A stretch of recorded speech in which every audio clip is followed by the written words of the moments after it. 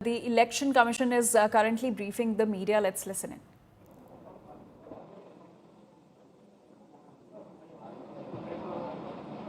मैं सीईसी साहब से निवेदन करूंगा कि हमारे बीएलओज के लिए 2 शब्द कहें।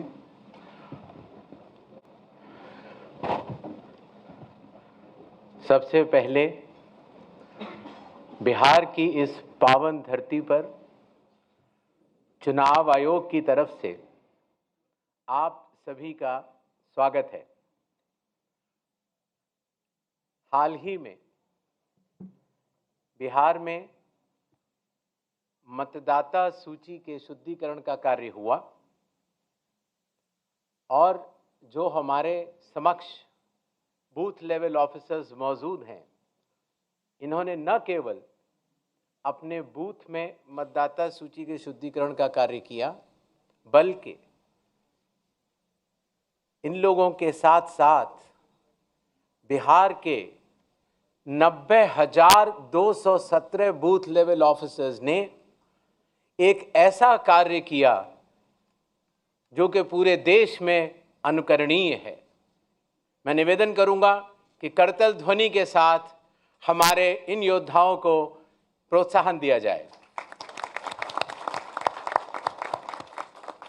आप लोगों का बहुत बहुत धन्यवाद, क्योंकि आप लोग न केवल अपने बूथ में मतदाताओं के साथ काम करते हुए आपने न केवल मतदाता सूची को शुद्ध किया है, बल्कि पूरे देश में जो बाकी बूथ लेवल ऑफिसर्स जब इस कार्य को करेंगे तो उनको आपसे बहुत बहुत प्रेरणा मिलेगी। जैसे कि विश्व को बिहार की वैशाली ने ही गणतंत्र का रास्ता दिखाया था, वैसे ही आप सभी लोग मिलकर अब देश को मतदाता सूची को शुद्ध करने के कार्य के लिए प्रेरणा का स्रोत बढ़ेंगे। बहुत बहुत धन्यवाद। बीएलओ से निवेदन है कि थोड़ा आगे आ जाएं फटाफट, और ताकि एक ग्रुप फोटोग्राफ हो जाए, फिर आप लोग जा सकते हैं। मैं रिक्वेस्ट करूंगा कमीशन से कि kindly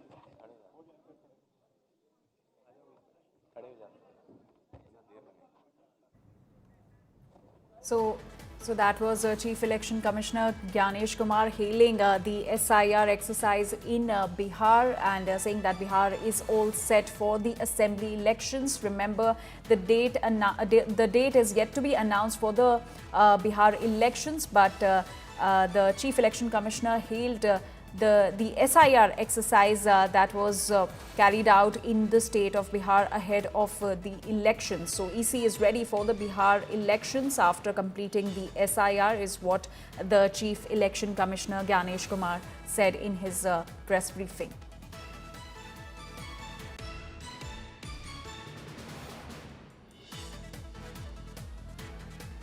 So that was the Election Commission's press briefing on completing the SIR for the Bihar election, saying that the Election Commission is ready for the Bihar elections after completing the SIR exercise in the state. He also hailed the BLOs for carrying out this exercise smoothly.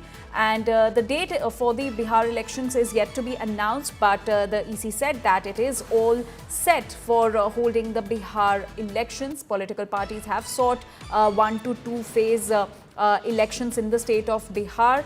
There is consensus between the political parties on this matter, and the EC also met with the political parties, held a meeting with the political parties in which the political parties had raised this demand that there should be fewer phases for elections in Bihar. Ayuk, Dr. Sukhbir Singh Sandhu ji, Honorable Dr. Vivek Joshi, Bharat के निर्वाचन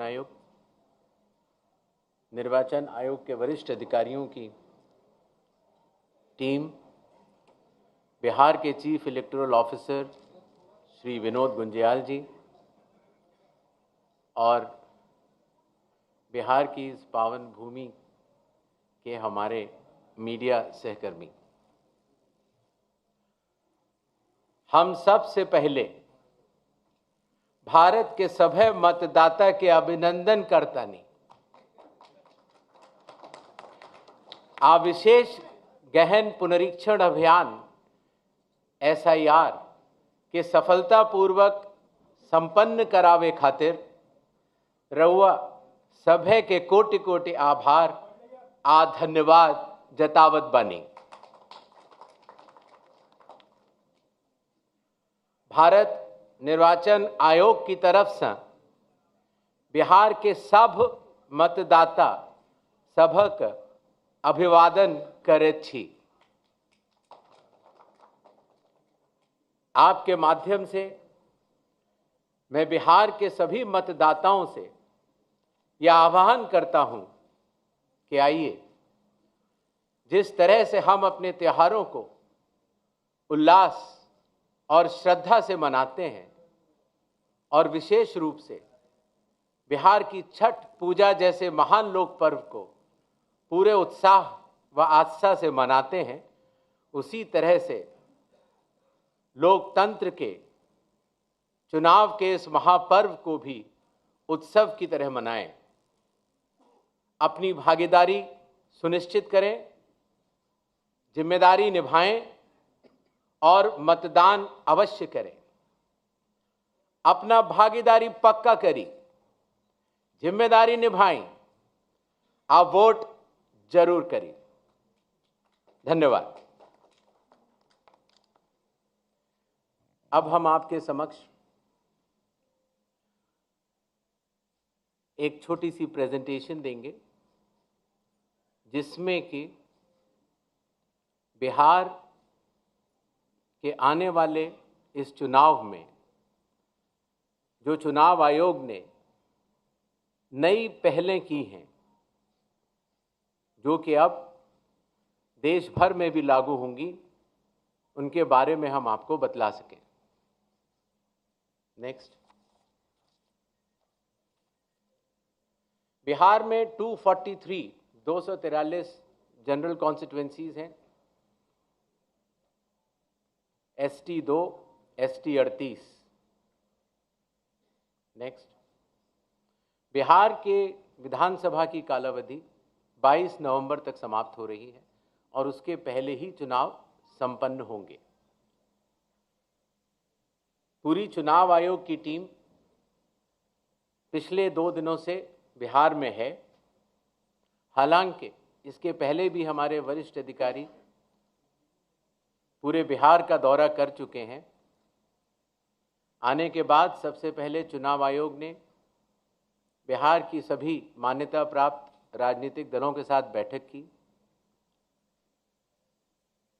बिहार के सभी DM, SP, SSPs, IG, DIGs, commissioners के साथ साथ सभी enforcement agencies के head और नोडल ऑफिसर्स के साथ भी मुख्य निर्वाचन अधिकारी Bihar, state police nodal officer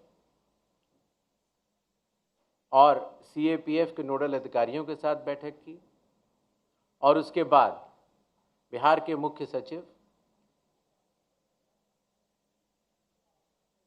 बाकी सचिव के साथ भी बैठक हुई, DGP से के साथ बैठक हुई और अब हम आखिरी चरण में हैं।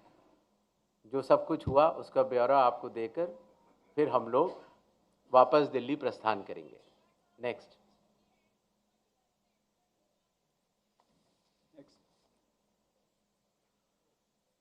बिहार से शुरू होने वाली कुछ पहलों में सबसे पहले परिशीलन, ट्रेनिंग। बूथ लेवल एजेंट्स की पहली बार चुनाव आयोग ने ट्रेनिंग की और बिहार के सभी बूथ लेवल एजेंट्स 1 की ट्रेनिंग कुछ माह पूर्व ही दिल्ली में संपन्न हुई। साथ ही साथ बूथ लेवल ऑफिसर्स की भी IIIDM में ट्रेनिंग हुई और अभी तक देश भर के लगभग 700 बूथ लेवल ऑफिसर्स और सुपरवाइजर्स की ट्रेनिंग पूरी की जा चुकी है। साधारण तौर से पुलिस ऑफिसर्स की ट्रेनिंग जिला या स्टेट में ही होती थी, लेकिन इस बार एक मानक के तौर पर उसको दिल्ली में भी ट्रेनिंग शुरू की गई। मतदाता सूची। इसमें सबसे बड़ी पहल रही विशेष गहन परीक्षण अर्थात स्पेशल इंटेंसिव रिवीजन। ये कार्य 24 जून 2025 से शुरू हुआ और कालावधि पूर्ण होने से पहले ही समयबद्ध तरीके से सभी मतदाताओं के सहयोग के साथ समाप्त हुआ। जो बूथ लेवल ऑफिसर्स, निर्वाचक पंजीयक अधिकारी जो इतनी मेहनत के साथ ये कार्य करते हैं, उनके मानसिक मोटिवेशन के लिए उनका रिन्यूमरेशन भी बढ़ाया गया। काफ़ी वर्षों के बाद ये पहली बार हुआ और ख़ास तौर से EROs और AEROs को पहली बार ऑनरेडियम देने की व्यवस्था की गई। पहले ये बात सुनने में आती थी कि वोटर कार्ड मिलने में बहुत देरी होती है, इसलिए चुनाव आयोग ने वोटर कार्ड के वितरण की हर चरण की एनालिसिस करते हुए अब उसको 15 दिन के अंदर हमारे मतदाता को मिल जाए, ऐसी व्यवस्था की। बूथ लेवल ऑफिसर्स को जब वो मतदाता के पास जाएं तो मतदाता उनको सुगमता से पहचान पाएं, इसलिए बूथ लेवल ऑफिसर्स के लिए भी फोटो ID कार्ड्स शुरू किए गए। कंडक्ट ऑफ इलेक्शंस, विकास की गति के साथ चलते हुए हर जगह ये समस्या मतदाता लोग बताते थे कि कई बार जब लाइन में खड़े होते हैं तो मोबाइल की आवश्यकता पड़ती है। आजकल मोबाइल कोई नहीं छोड़ना चाहता, तो इसलिए बूथ के कमरे के ठीक बाहर मोबाइल जमा कर अपना वोट देने के बाद ठीक बाहर आएं और अपना मोबाइल ले जाएं। ऐसी व्यवस्था की ट्रायल की जा चुकी है पिछले बाई इलेक्शंस में और बिहार में ये पूरे राज्य में लागू होगा, सभी 90,000 पोलिंग बूथ पर।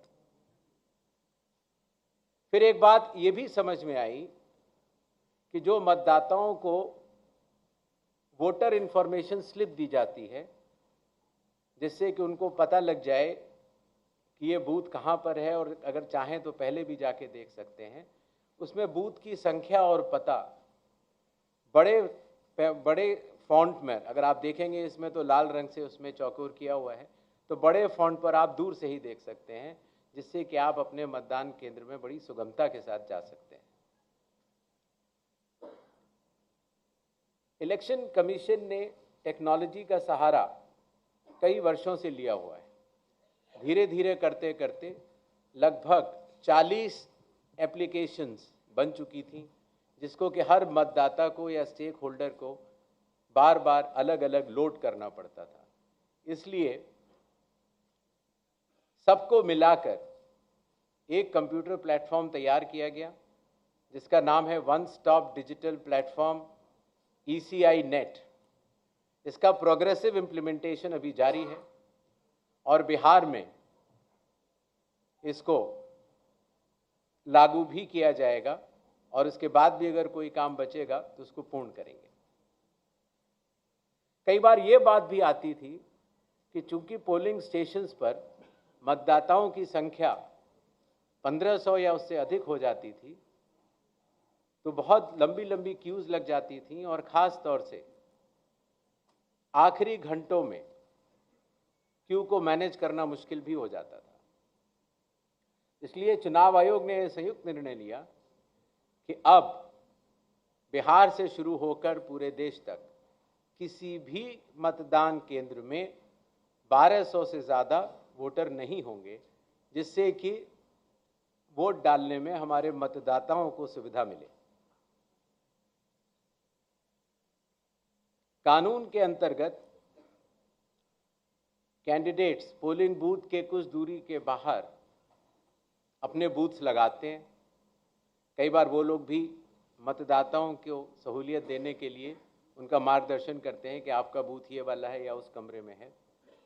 तो पहले ये काफ़ी दूर लगाने की अनुमति होती थी, अब 100 मीटर की दूरी पर पोलिंग स्टेशन से हर प्रत्याशी अपने बूथ लगाने के लिए स्वतंत्र है।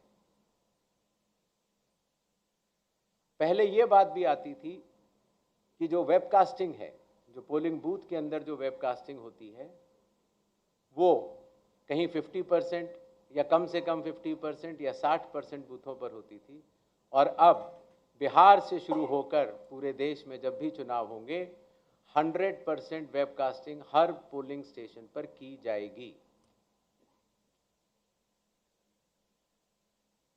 कई बार प्रत्याशियों ने ये बात कही कि जब ईवीएम पर जो बैलेट पेपर या कागज लगता है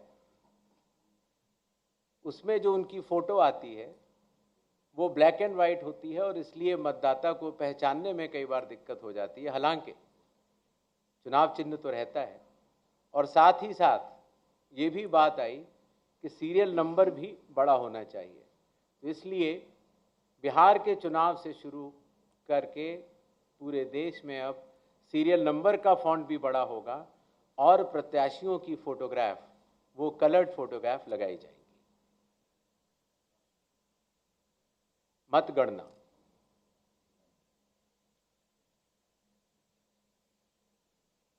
पहले जब वोट्स की काउंटिंग होती थी तो अगर फॉर्म 17C, जिसके बारे में आपको बाद में आगे बताऊंगा, अगर उसमें जो प्रिसाइडिंग ऑफिसर पोलिंग एजेंट्स को देते हैं और ईवीएम की काउंटिंग यूनिट में अगर कोई भी मिसमैच होगा तो ऐसी सभी वीवीपैट की गिनती पूर्णतः की जाएगी। इसी तरीके से पोस्टल बैलेट्स की गिनती भी ईवीएम के आखिरी 2 राउंड से पहले पूर्ण करना अनिवार्य होगा, और ईवीएम के आखिरी 2 राउंड उसके बाद ही शुरू होंगे। नेक्स्ट। और सबसे बड़ी बात, जब चुनाव खत्म हो जाता है तो उसके बाद हमारे सारे मीडिया कर्मी और काफ़ी लोग ये जानना चाहते हैं कि कितने वोटर्स थे, कितने लोगों ने वोट किया, कितनी महिलाओं ने वोट किया।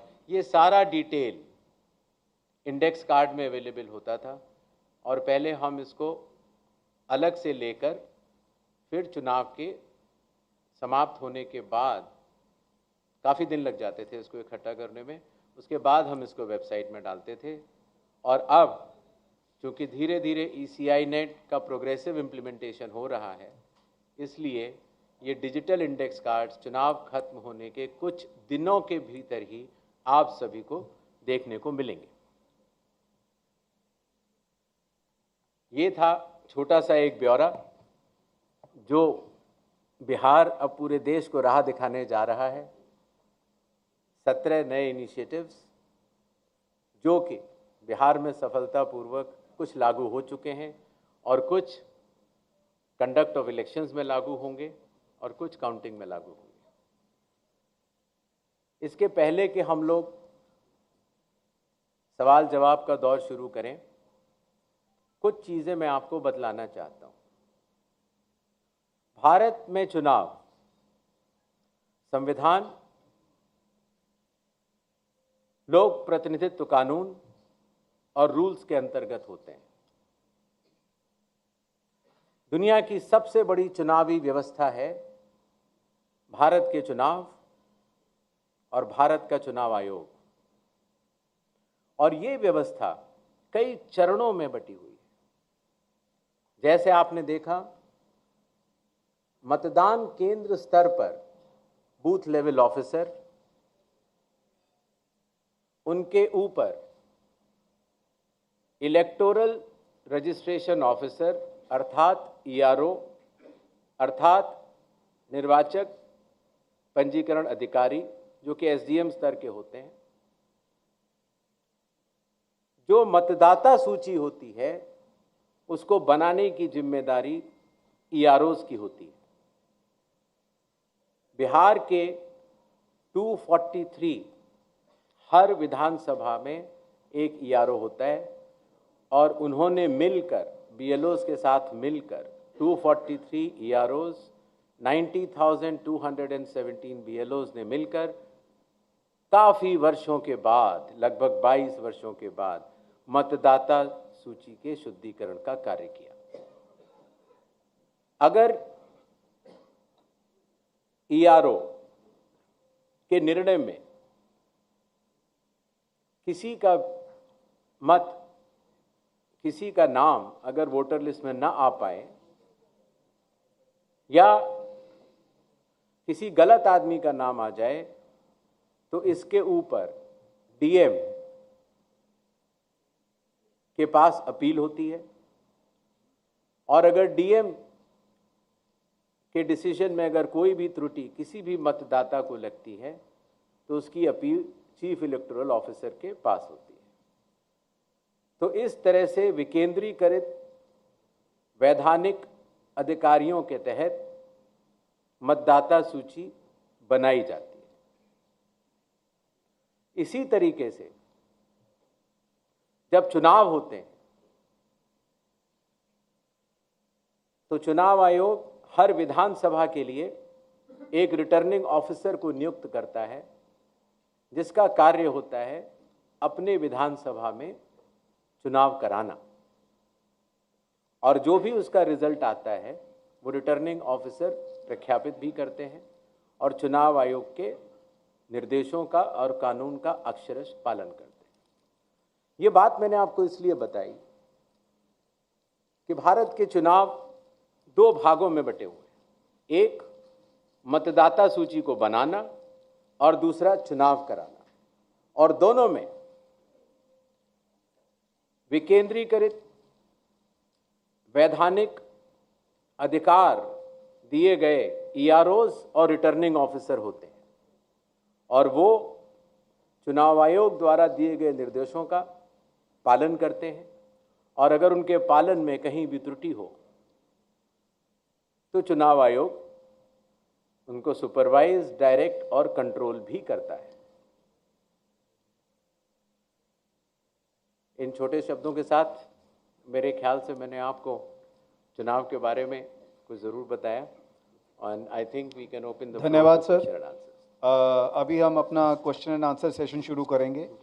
एक आपसे रिक्वेस्ट ये है कि आज के क्वेश्चंस आप केवल बिहार असेंबली इलेक्शंस तक ही सीमित रखिएगा ताकि जो जानकारी आपको चाहिए वो उसका समय रहे साहब के पास की जानकारी देने के लिए। आप kindly raise your hands, madam आएंगी आपके साथ माइक पे, आपका क्वेश्चन लेंगी। हम पहले 5 क्वेश्चन लेंगे, फिर उसके बाद फिर 5 क्वेश्चन, इस तरह चलेंगे। मैडम दीजिए इधर।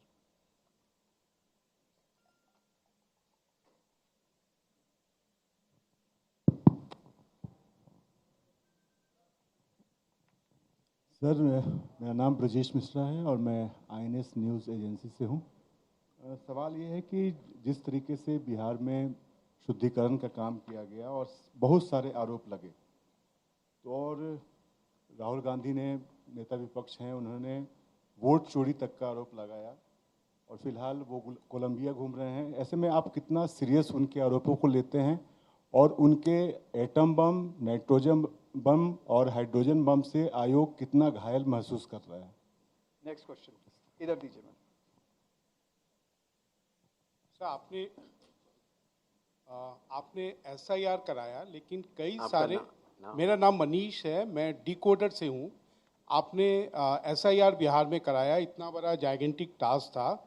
कई सारे इलेक्शन एक्सपर्ट्स, एनालिस्ट, जिसमें आपके फॉर्मर सीईसी हैं, उन्होंने कहा कि ये जो पूरा एक्सरसाइज है, इतने बड़ा एक्सरसाइज इलेक्शन बाउंड स्टेट में 4 महीने पहले कराना, ये इलेक्शन कमीशन का इनकम्पिटेंस है, उन्होंने ऑन रिकॉर्ड कहा।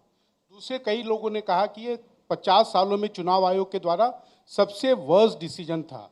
कुछ लोगों ने ये भी कहा कि ये इनकम्पिटेंस प्लस मोटिवेटेड डिसीजन इसलिए रहा कि इसमें कुछ सेक्शंस ऑफ द सोसाइटी को जानबूझकर एक्सक्लूड करने की कोशिश की गई। So what is your response to, how do you respond to these charges of incompetence plus motivated decision? दूसरा मेरा एक ये है कि आपने please let's restrict to 1 question, we'll come back to you, no problem. इधर दीजिए, ये साहब बैठे।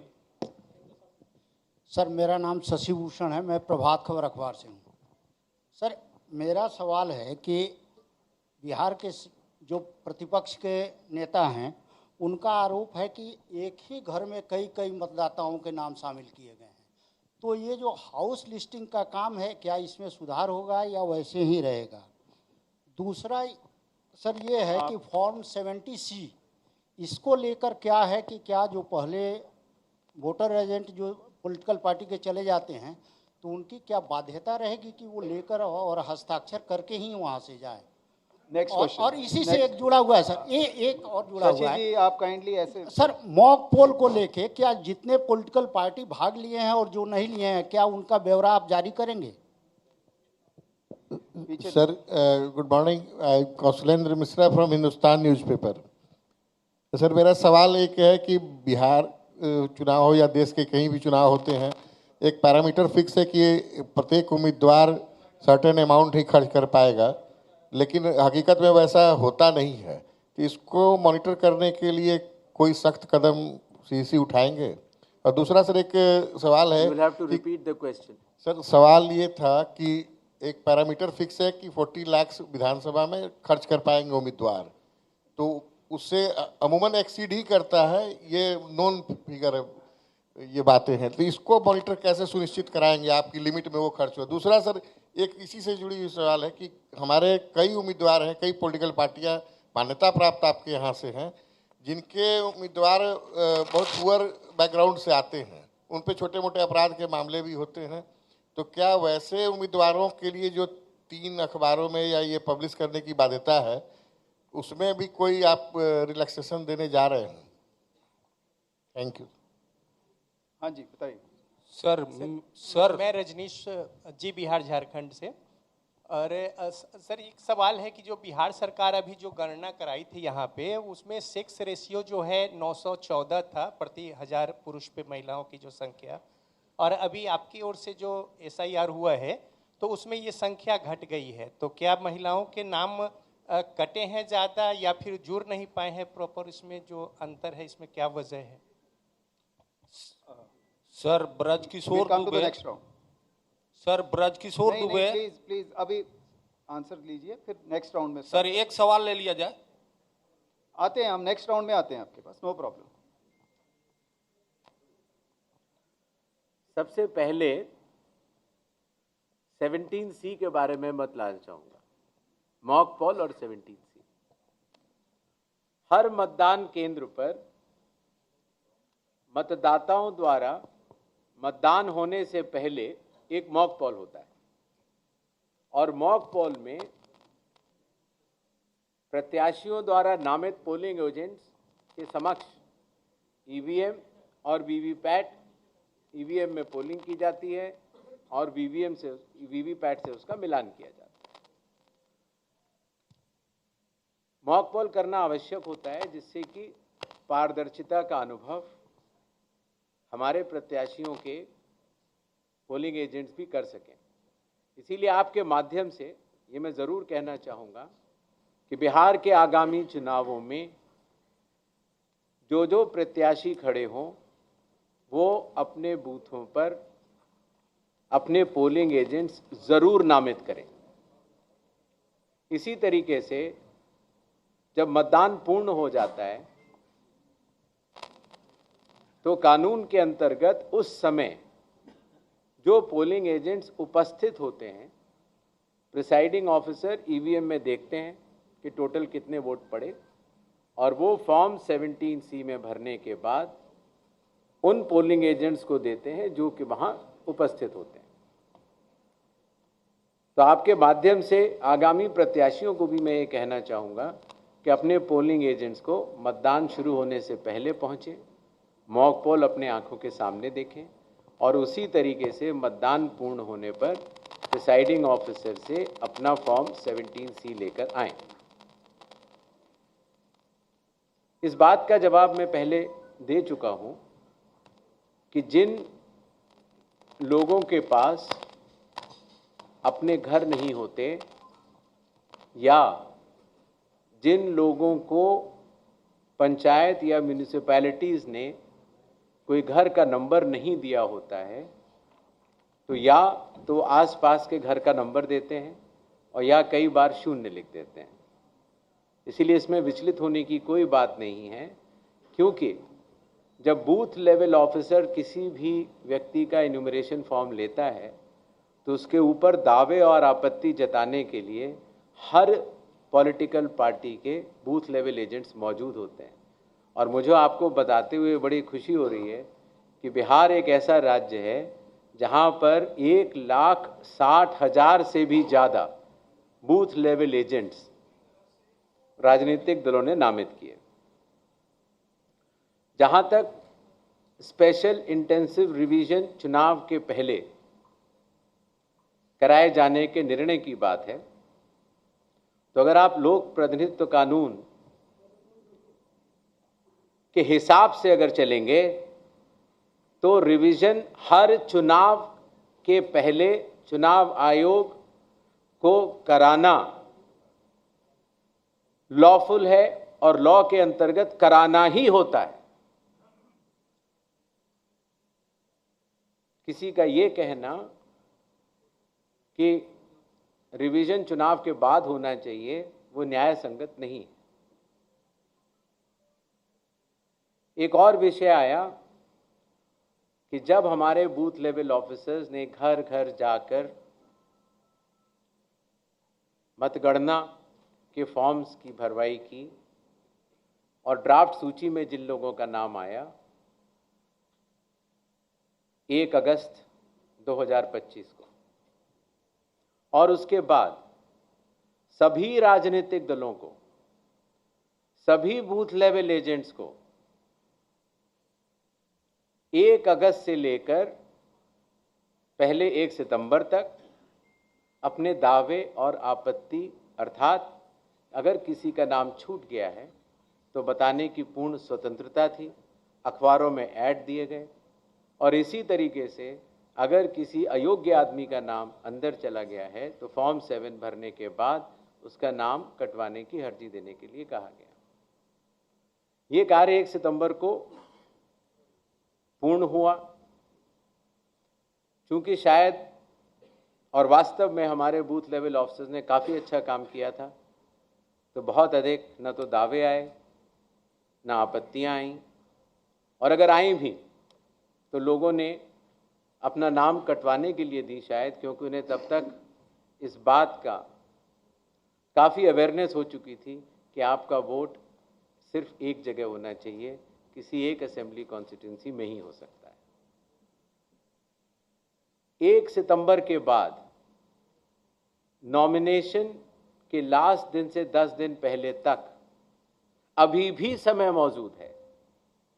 अगर किसी भी व्यक्ति को, किसी भी राजनीतिक दल को ये लगता है कि कोई योग्य मतदाता छूट गया है या किसी अयोग्य मतदाता का नाम मतदाता सूची में है, तो वो अपने दावे और आपत्ति जारी कर सकता है और उनके द्वारा मिले हुए दावे और आपत्तियां ERO लेवल पर उनका निस्तारण किया जाएगा और नॉमिनेशन का प्रोसेस खत्म होने के बाद चुनाव खत्म होने तक फिर वो सूची फ्रीज हो जाती है। अभी समय बाकी है। जहां तक खर्च की लिमिट की बात है, खर्च की लिमिट के इंस्ट्रक्शंस चुनाव आयोग द्वारा जारी किए जा चुके हैं। हर जिले में एक एक्सपेंडिचर ऑब्जर्वर की भी नियुक्ति की गई है, जो कि राजस्व सर्विसेज से होंगे और वो एक्सपेंडिचर का लेखा ब्यौरा रखेंगे। क्रिमिनल रिकॉर्ड के लिए कोई छोटा बड़ा नहीं है। आप कैसे भी प्रत्याशी हों, कमीशन के निर्देशों के अनुसार जो भी प्रक्रिया का पालन करना है आपको अखबार में बताना है या पब्लिक को बताना है कि ये क्रिमिनल रिकॉर्ड है, वो बताना अनिवार्य है।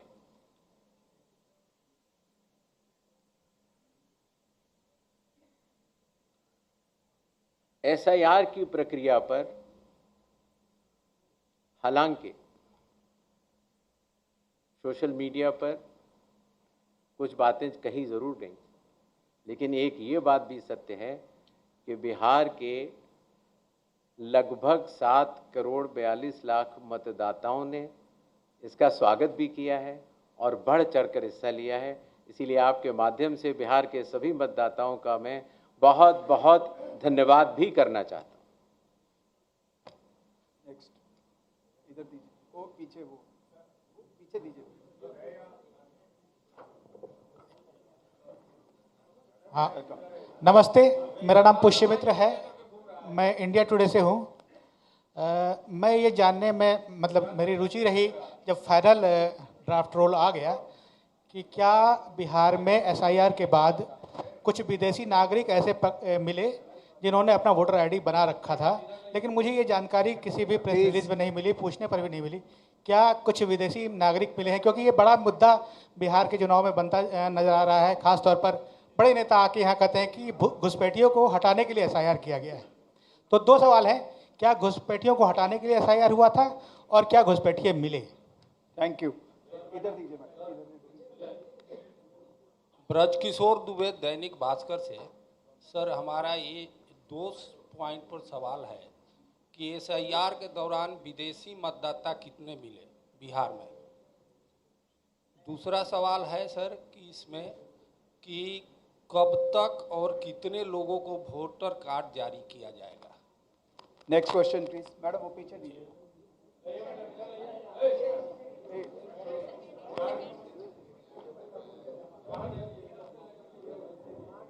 Good afternoon please. Good afternoon. देखिए, will come to you please. Good afternoon Gyanesh ji, मैं प्रभाकर कुमार हूँ एनडीटीवी न्यूज़ चैनल से। मेरे 2 सवाल हैं छोटे से। पहला तो एक पॉलिटिकल गुट ने आपसे एक फेज़ में चुनाव की बात की है, उसके अपने रीज़न दिए उन्होंने, और दूसरों ने 2 फेज़ में बात की है। उस पर इलेक्शन कमीशन क्या सोचता है? दूसरा, एक पर्टिकुलर नेशनल पॉलिटिकल पार्टी ने आपसे निवेदन किया है कि महिलाओं को बुर्का में चुनाव बूथ पे ना जाने दिया जाए, अगर वो जाएं तो उन्हें उनका बुर्का हटा के चेक करना चाहिए। ऐसी आपके पास रिक्वेस्ट आई थी कल आपकी मीटिंग में। तो क्योंकि ये मामला सेंसिटिव है, इस पर हम चुनाव आयोग क्या सोचता है वो जानना चाहेंगे। Will come to it. ये इधर दीजिए। Anirban from Hindustan Times. Sir, 2 सवाल है। अभी सुप्रीम कोर्ट का एक निर्णय आया है, उसमें आधार कार्ड को लागू करने के लिए कहा गया है among the 11 documents, apart from the 11 documents. ये क्या इलेक्शन कमीशन जब पैन इंडिया एसआईआर करेगी तो Aadhaar will be one of the documents included? And few political parties have also demanded that 3.66 lakh people deleted from the final rolls, they should be published in the public domain. So will the commission do it? वो पीछे दे दीजिए, पीछे वो हाथ खड़ा।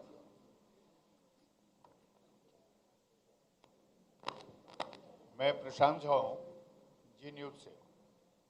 मेरा एक सवाल है कि सकरा एक विधानसभा क्षेत्र है मुजफ्फरपुर में, वहाँ एक गांव है मोहनपुर कटेसर। पूरा गांव हिंदू का है और उस पूरे गांव में लगभग 100 मुस्लिमों के नाम जोड़ दिए गए। जब ड्राफ्ट सूची आपकी आई थी उस समय वहाँ के लोगों ने ये सवाल खड़े किए थे, लेकिन उसके बाद जब फाइनल रोल आया है, फाइनल आपकी मतदाता सूची आई है, उसमें भी इसको सुधारा नहीं गया है और गांव के लोग परेशान हैं कि क्या उनके घर मुस्लिम ले जाएंगे। Sir, we'll come to back. Next round, please. Sir. जैसा कि हमने आपको नई पहलों में बताया था, वोटर कार्ड, जिन लोगों के वोटर कार्ड में नाम होता है, उम्र होती है, पता होता है, तो जिन लोगों के वोटर कार्ड की एंट्रीज में परिवर्तन होगा, उन वोटर कार्ड्स को सूची फाइनल होने के 15 दिन के भीतर भिजवा दिया जाएगा।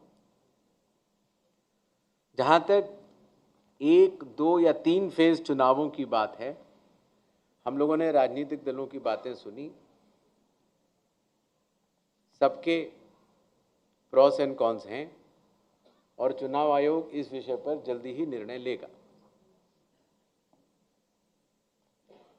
जहां तक वोटर आइडेंटिफिकेशन का बात है, उसके ऊपर चुनाव आयोग के पूर्व में ही निर्गत आदेश हैं कि वोटर का आइडेंटिफिकेशन चाहे कोई भी हो उसका किस तरीके से करना है।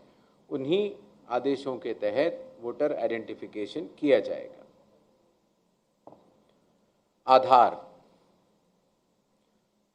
मेरे ख्याल से आप सब लोगों ने इन्यूमरेशन फॉर्म भरा होगा, भरा था कि नहीं? तो इन्यूमरेशन फॉर्म में ही चुनाव आयोग ने आधार कार्ड मांगा था। आधार एक्ट के तहत भी और लोक प्रतिनिधित्व कानून 1950 की धारा 26 के तहत भी आधार नंबर देना अनिवार्य नहीं होता, वो ऑप्शनल होता है। आधार का जो होल्डर होता है उसके ऊपर निर्भर करता है। आधार कार्ड आधार एक्ट के तहत भी न तो जहां आप रहते हैं उसका प्रमाण होता है और न नागरिकता का प्रमाण होता है। ये सेक्शन 9 आधार एक्ट का इस विषय में स्पष्ट है। अगर आपने किसी ने भी 2023 के बाद अगर अपना आधार बनवाया हो या 2023 के बाद अगर आपने डाउनलोड किया हो तो आधार कार्ड स्वयं माननीय सुप्रीम कोर्ट के कई आदेशों के अंतर्गत यह भी कहता है कि आधार कार्ड जन्म तिथि का प्रमाण नहीं है। अर्थात सुप्रीम कोर्ट के आदेश के अनुसार और आधार एक्ट के तहत आधार न तो जन्म तिथि का प्रमाण माना जा सकता है, न आपके रहने की जगह का प्रमाण माना जा सकता है और न नागरिकता का प्रमाण माना जा सकता है। माननीय सुप्रीम कोर्ट ने ये ज़रूर कहा और हम उस आदेशों का पालन भी कर रहे हैं कि आधार कार्ड लेना चाहिए।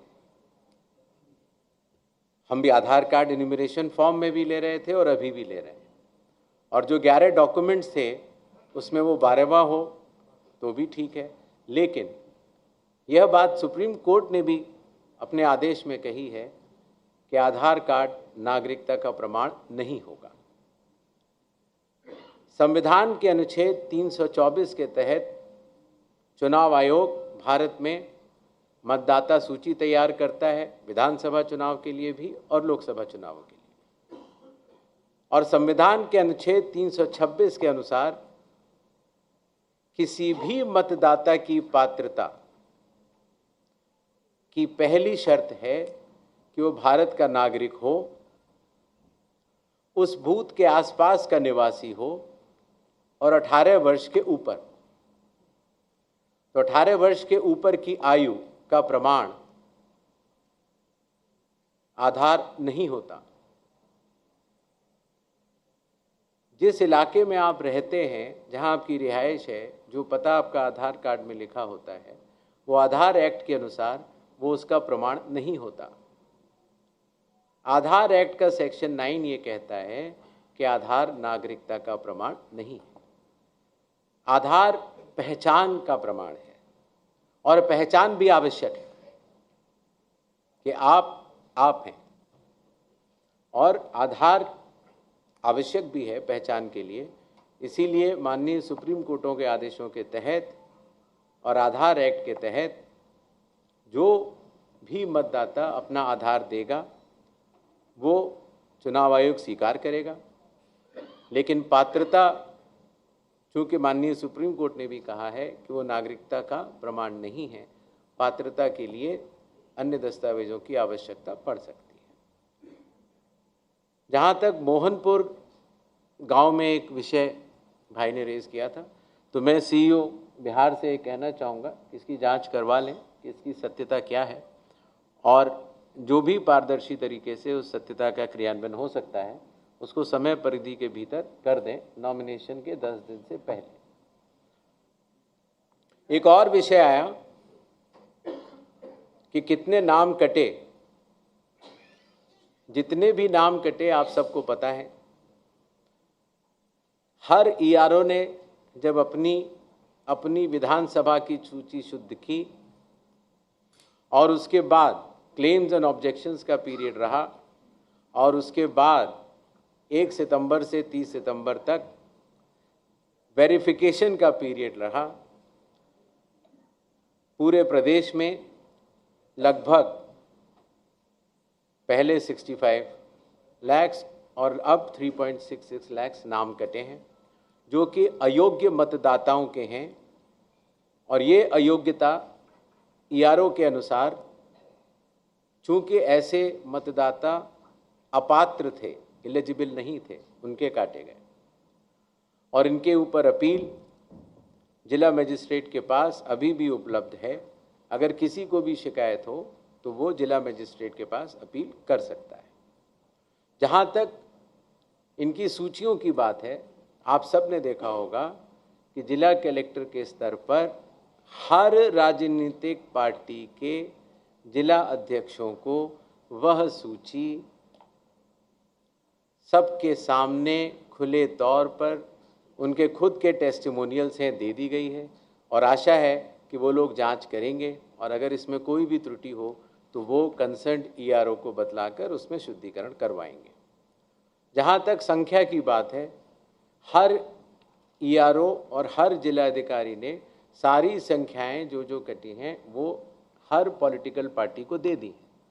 और वो पॉलिटिकल पार्टीज़ की जिम्मेदारी का विषय है कि जिस तरह से हमने ये निवेदन किया है कि आप हर पोलिंग स्टेशन पर अपने पोलिंग एजेंट नामित करें, काउंटिंग के लिए अपने काउंटिंग एजेंट नामित करें, उसी तरीके से जो मतदाता सूची है उसका वो परीक्षण कर लें और कोई भी अगर त्रुटि है तो उसको बताएं। जो मतदाता सूची में नाम कटे हैं वो सब मिला के, अर्थात मृतकों के भी हैं, जो भारत के नागरिक नहीं हैं उनके भी हैं, जो एक जैसा से कई ज़्यादा जगह अपने वोट बनवा चुके हैं, जिनका सिर्फ एक ही जगह होना चाहिए था, उनके नाम भी हैं, और जो स्थायी रूप से प्रवास कर चुके हैं उनका नाम भी है।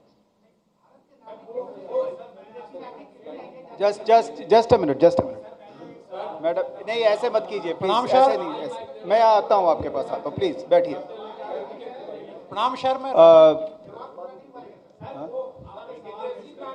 हर ईआरओ के पास से वो डेटा मिलता है। मैंने आपको बताया था कि जिस तरीके से मतदाता सूची तैयार करने की जिम्मेदारी ईआरओ की होती है, तो ये सवाल हर विधानसभा क्षेत्र में हर ईआरओ और हर जिले का हर जिला कलेक्टर जानता है। Since the commission has to take a flight right away,